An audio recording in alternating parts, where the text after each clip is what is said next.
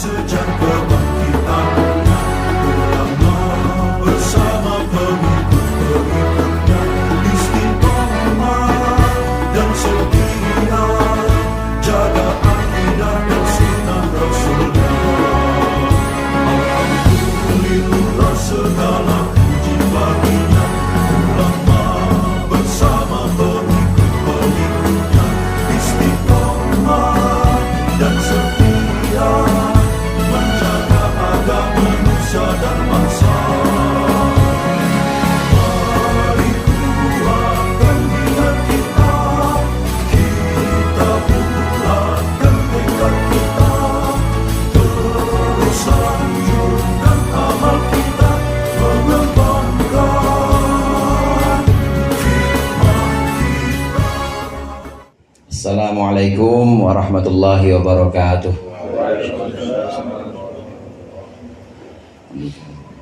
Al-Fatihah.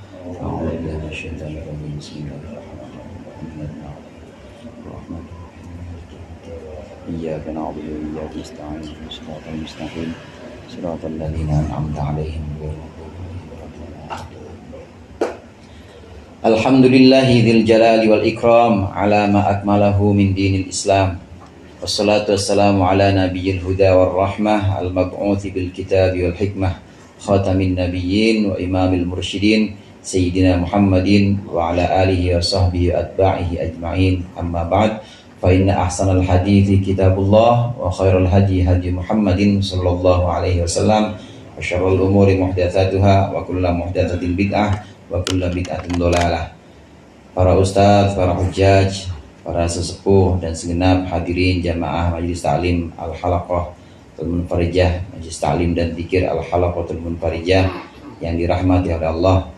Alhamdulillah malam hari ini kita berkumpul kembali melanjutkan rutinan kita. Mudah-mudahan apa yang kita laksanakan menjadi sesuatu yang bermanfaat untuk kita dunia akhirat. Amin ya rabbal alamin. Sebelum kita mulai zikir, sama-sama kita lanjutkan pembahasan kitab Mau'izatul Mu'minin.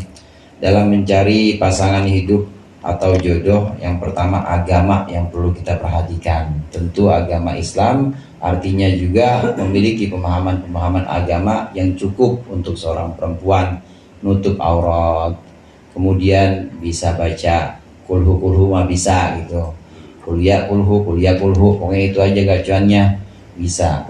Nah meskipun ada hafalannya, tetap yang namanya perempuan jadi makmum. Sepinter apapun dia, kalau jadi dalam sholat, ya suaminya tetap yang jadi imam. Itu namanya paham agama. Yang kedua, selain agama, akhlaknya. Akhlaknya hendaklah akhlak yang baik, tutur katanya, tutur kata yang baik. Termasuk juga dari pemahaman agama, maka seorang itu bisa berakhlak baik. Antara lain orang yang mulutnya itu biasa mengucapkan ucapan-ucapan kotor, biasa misuh, kalau orang Jawa misuh, jancuk, itu bisa namanya itu omongan ya, atau omongan-omongan yang ini yang buruk-buruk ini karena nggak ada pemahaman agama. Biasanya muncul juga karena ketidakridhoan atas qada dan qadar. Nah pemahaman agama seperti ridho kepada qada dan qadar atau iman kepada qada dan qadar, itu kan rukun iman tuh ya. Rukun iman yang keberapa tuh? Iman kepada qada dan qadar. Rukun iman yang paling akhir, paling susah juga itu. Iman kepada qada dan qadar. Baik dan buruknya takdir itu semua dari Allah. Ya dikasih duit banyak ya ridho, dikasih duit nggak sedikit juga ridho juga. Ya itu mah emang pengenannya kita ya. Pokoknya ridho, pahit meskipun pahit ridho. Ini dari pemahaman agama, maka akan muncul akhlak yang baik juga. Artinya nggak akan muncul ucapan-ucapan yang sifatnya menyalahkan keadaan. Ini akhlak untuk seorang perempuan. Nah hadirin jamaah rahimakumullah, ini bukan berarti perempuan dong yang wajib begini ya. Suami yang punya pilihan seperti ini juga harus lebih dulu mencontohkan ya pemahaman agamanya mumpuni, demikian juga akhlaknya harus nyontohin sebagai suami. Ini dua akhlak. Kemudian yang ketiga, tentu paras wajahnya atau tampilan fisiknya yang menarik supaya nggak nyesel ya. Nyesel udah ini nyesel punya bini. Nah ini kategori atau satu kualifikasi, maksud saya kualifikasi yang ketiga, yaitu tentang tampilan fisik atau paras wajahnya. Yang keempat yang kemarin kita baca, hendaklah perempuan yang kita pilih itu perempuan yang ringan maharnya. Ringan maharnya dalam arti tidak menyulitkan kita, sesuai dengan kemampuan kita, tidak menyulitkan kita ketika kita meminangnya. Nah, kita lanjutkan yang keempat ini, perempuan yang maharnya ringan, tidak menyulitkan pengantin laki-laki, inilah yang hendaknya kita pilih.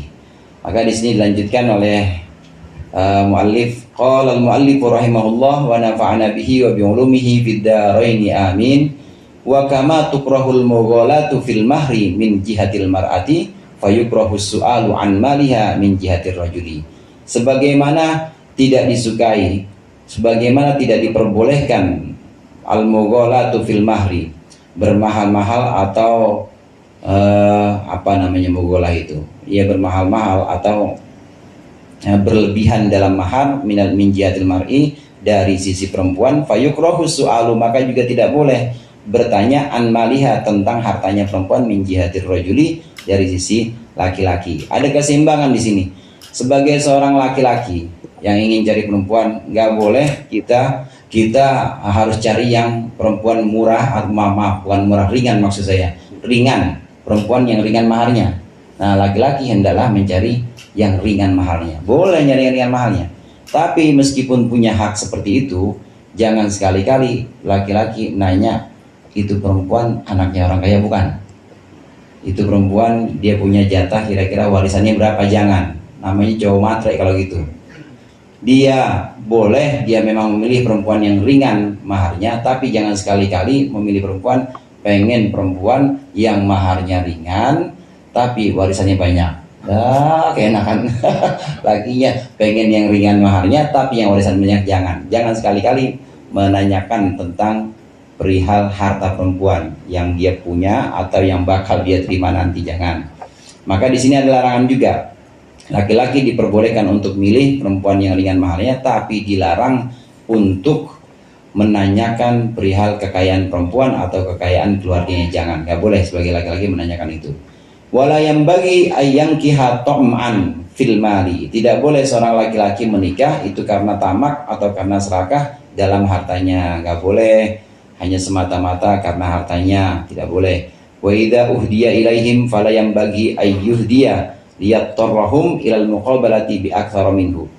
Fa idza ahda ilaihim, ketika laki-laki memberikan hadiah kepada mereka, maksudnya kepada keluarga perempuan, fala yang bagi ayyuhdiya, maka tidaklah boleh tidak seyogianya dia memberikan hadiah liyattarrahum, supaya dia memaksa keluarga perempuan ilal muqabalati bi aktsara, untuk membalas dengan yang lebih banyak minhu, dari hadiah.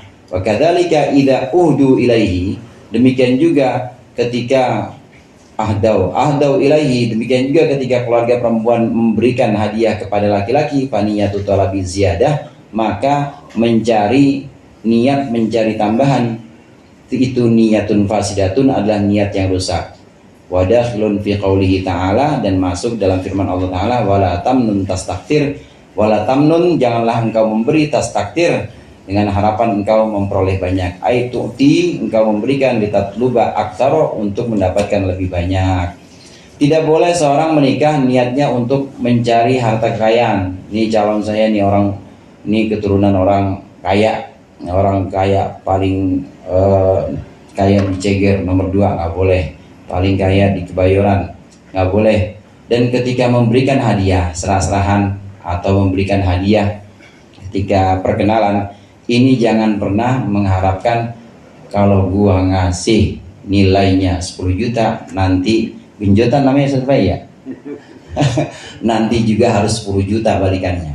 Nggak boleh seperti itu.